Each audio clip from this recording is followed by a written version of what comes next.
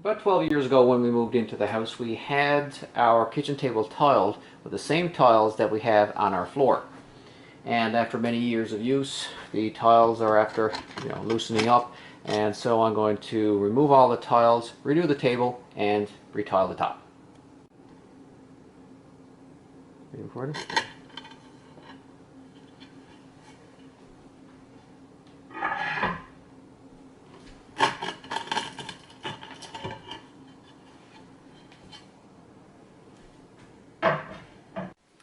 And here we have all the tiles removed. You can see where the grout did hold on to the onto the tiles at one point in time, and you see where we actually made a slight repair using some silicone to actually hold the tiles down. These three tiles are actually the hardest to remove.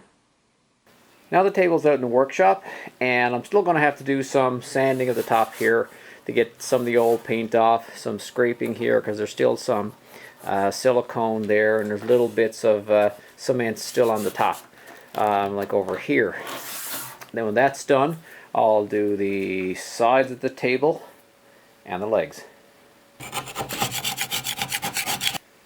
Well, I've tried a scraper, sanding block, and wire brush to get this caulking off, and the only thing that really works is this knife. So I'm just going to continue scraping and getting the caulking off the table.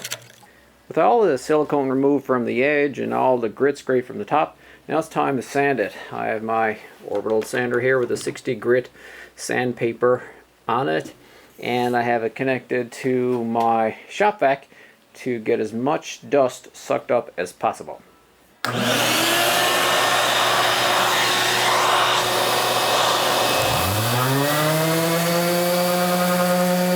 After I finished the top, I flipped it over on top of my table saw so I could get at the skirt and the underside of the table. It took some scraping with this and some sanding to get it down to a nice paintable surface. The skirting, I left that on, I just roughed it up a little. And now I'm on the last leg.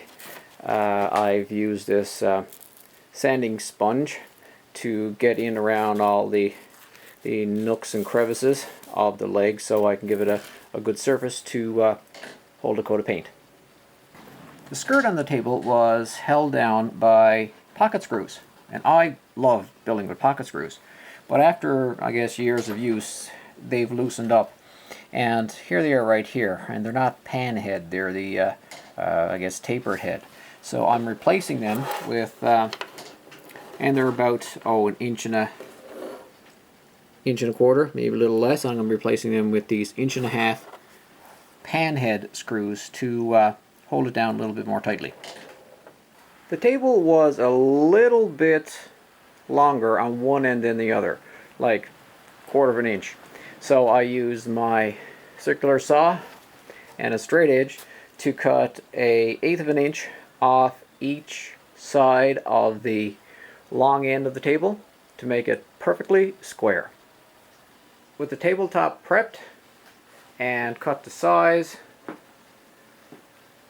the legs prepped and hung, it's ready to start painting with some Rona Collection Smooth Velvet Zero VOC paint.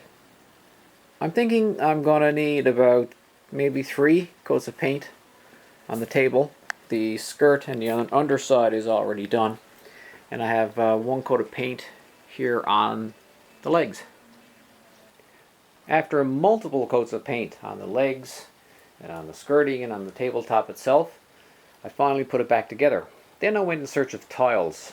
I started looking for tiles around 13 and an 8, 13 and a half, because the tabletop is just about 40 inches square, and nothing would quite fit right.